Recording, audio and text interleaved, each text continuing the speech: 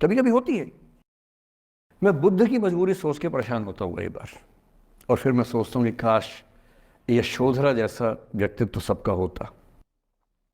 बुद्ध की रियल कहानी क्या है शायद किसी को नहीं पता। मैं जिस कहानी की बात कर रहा हूँ, मैथिली शरण गुप्त नाम के एक बड़े प्रसिद्ध कवि ने यशोधरा नाम की पुस्तक में वो कहानी लिखी है, भूमिका में जिक्र किया। बुद्ध बचपन से ही थोड़े से वैरागी किस्म के व्यक्ति थे। उनकी कुंडली देख के एक ज्योतिषी ने बताया भी था। माता पिता बहुत परेशान थे, शुद्धोदन उनके पिता का नाम था। माता पिता ने बहुत कोशिश की कि इस बच्चे का मन विरक्त न हो। अच्छा महल बनवाया, सारी सुविधाएं दी। जैसे ही बुद्ध थोड़े से किशोरावस्था में आए, उस समय की दुनिया की सबसे खूबसूरत महिला से, लड़की से, यशोधरा से उसकी शादी करवा दी। यशोधरा के पिता ने काफ़ी एग्ज़ाम लिए बुद्ध जी के, वो सारे एग्ज़ाम में पास हुए तब जाके शादी हुई, ऐसे नहीं हुई। शादी हुई तो बुद्ध भी ठीक था, रमे रहे उस जीवन में। बेटा हुआ उनका राहुल। अब बुद्ध की विरक्ति का भाव बढ़ता जा रहा था। 29 साल की उम्र के आसपास ऐसा हुआ कि उन्होंने एक मृत व्यक्ति को देख लिया, एक बूढ़े को देखा, एक भिखारी को देखा, एक बीमार को देखा। विरक्त हो गए और उनका मन हुआ घर छोड़ दूं, ज्ञान की खोज में चला जाऊं। अब ज्ञान की खोज में जाएं, उनको पता है कि भाई मेरी पत्नी भी है, मेरा बेटा भी है, राज्य भी है, कैसे छोड़ दूं। छोड़ना जरूरी है। अंदर की आवाज है कि छोड़ो, तुम इस चीज के लिए नहीं बने हो, तुम्हारा स्वधर्म कुछ और है। बाहर की जिम्मेदारी है कि छोड़ नहीं सकते। मैं अनुमान करता हूं कि बुद्ध ने शायद अपने पिताजी से कहा हो कभी कि पिताजी मैं बहुत परेशान हूं, छोड़ना चाहता हूं। तो पिता ने समझा बुझा के मना किया होगा कि बेटा शोभा नहीं देता, ऐसा मत करो। हो सकता है पत्नी से भी बात की हो, पत्नी ने भी कहा हो कि ये क्या बात हुई, हम सबका जीवन तुम पे टिका है, बच्चा अभी बिस्तर से भी नहीं उतरा है, अभी तो चलना भी नहीं शुरू किया है, तुम ऐसी बात कर रहे हो। इसका जिक्र नहीं मिलता इतिहास में कि ये बात हुई कि नहीं हुई। और एक दिन बुद्ध ने तय किया और वो आधी रात को पत्नी और बेटे को सोता हुआ छोड़ के चले गए। इसको बौद्ध परंपरा में महाभिनिष्क्रमण कहते हैं, बुद्ध का अपने घर से निकल जाना। अब बुद्ध चले गए, लेकिन मैथिली शरण गुप्त यशोधरा के पर्सपेक्टिव से बुद्ध को देख रहे हैं। यशोधरा बहुत परेशान है, भाई पति चला गया है, बच्चे का पिता चला गया, मजाक थोड़ना है। राजा परेशान है कि उनका उत्तराधिकारी चला गया है।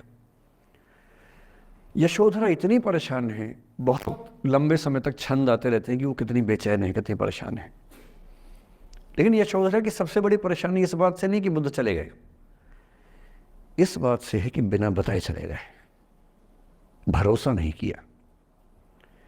और वो अपनी सहेली से कहती है, सिद्धि हेतु स्वामी गए, यह गौरव की बात। मुझे गर्व है कि मेरा पति इतने महान काम के लिए गया है। सिद्धि हेतु स्वामी गए, यह गौरव की बात, पर चोरी चोरी गए, यही बड़ा व्याघात। सखी सखी वो मुझसे कहकर जाते, कह तो क्या वो मुझको अपनी पथ बाधा ही पाते। क्या मैं रास्ता रोकती उनका? उसके मन में ये मलाल है कि बिना बताए चले गए। वो इस भाव को लेट गो नहीं कर पा रही है, परेशान है। फिर बुद्ध को ज्ञान मिला 6 साल की तपस्या के बाद, बोधगया में बोधि वृक्ष के नीचे ज्ञान मिला। बात फैल गई। जो 5 शिष्य बुद्ध को छोड़ के भाग गए थे उनके बुरे वक्त में, उन्हीं 5 को बुद्ध ने सबसे पहले ज्ञान दिया सारनाथ में, जिसको धर्मचक्र प्रवर्तन कहते हैं। बुद्ध की ख्याति बढ़ने लगी। शुद्धोदन ने बुद्ध के पास, अपने बेटे के पास कई लोगों को भेजा ये कहने के लिए कि भाई यहां भी तो आओ, हमसे भी तो मिलो। बुद्ध का ऐसा प्रताप था कि जो उनके पास जाता वो बुद्धम शरणम गच्छामि हो जाता, वापस ही नहीं आता। तो फिर शुद्धोदन ने बुद्ध के बचपन के एक दोस्त को ये कह के भेजा, भैया मैं जानता हूं तुम वापस नहीं आओगे, पर प्रभावित होने से पहले बोल देना कि पापा याद कर रहे थे। तो वो गया, उससे वायदा निभाया, हो तो गया, बुद्ध के संग में दीक्षित हो गया, पर वायदा निभा दिया। तो बुद्ध ने कहा जरूर जाऊंगा, पिताजी की आज्ञा है तो जाऊंगा ही जाऊंगा।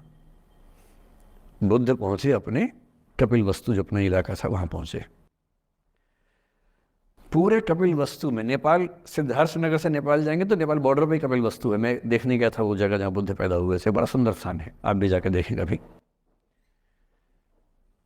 तो बुद्ध पहुंचे रात को, एक धर्मशाला में रुके। अब वहाँ हल्ला मच गया कि राजा का बेटा धर्मशाला में। बुद्ध ने कहा भाई मैं देखो राजा का बेटा बन के नहीं आया हूँ, मैं बुद्ध बन के आया हूँ।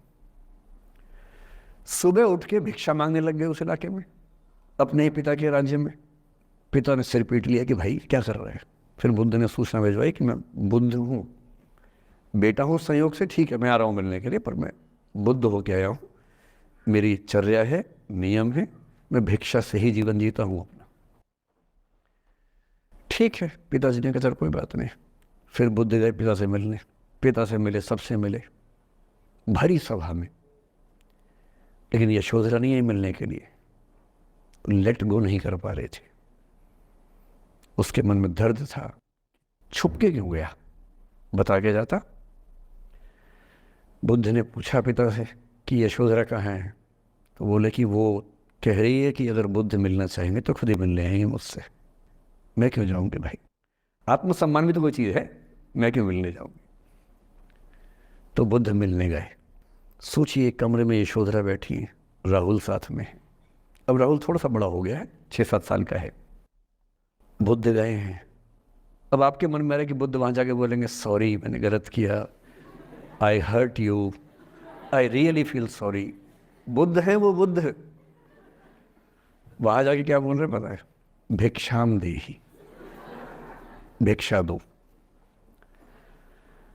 और यशोधरा कितनी महान महिला रही होगी, उसने अपने बेटे का हाथ बाप के हाथ में दे दिया।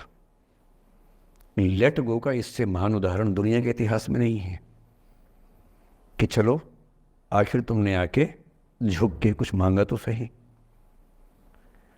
उसकी जितनी ईगो थी, अहंकार था, सब विगलित हो गया। और जो औरत परेशान थी कि मुझसे बिना बताया गया, उसने अपने बेटे को दे दिया कि इसको लेके जाओ, क्योंकि मैं जानती हूँ कि तुम महान काम कर रहे हो, और तुम महान काम कर रहे हो तो मैं क्यों बीच में आऊँगी भाई। मेरा पति महान काम कर रहा है तो मुझे खुशी होनी चाहिए, और तुम्हारी उस खुशी में मैं क्यों पीछे हटूँ। बस मुझे भरोसे में लेके जाते तो और खुश होती।